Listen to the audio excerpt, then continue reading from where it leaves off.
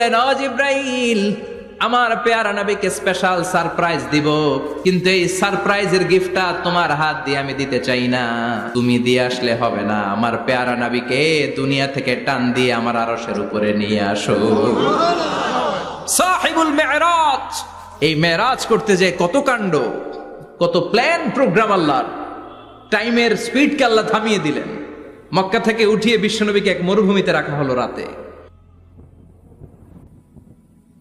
বিশ্বনবীর সিনা চাক হয়েছে, পৃথিবীর কোন নবীর সেটা হয় নাই। সুবহানাল্লাহ।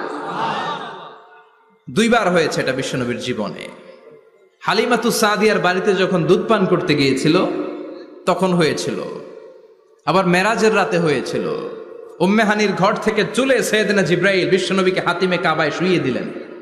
এরপর গলার নিচ থেকে শুরু করে নাভি পর্যন্ত বুকটা কেটে ফেললেন, বিশ্বনবীর হৃদয়টাকে বের করলেন।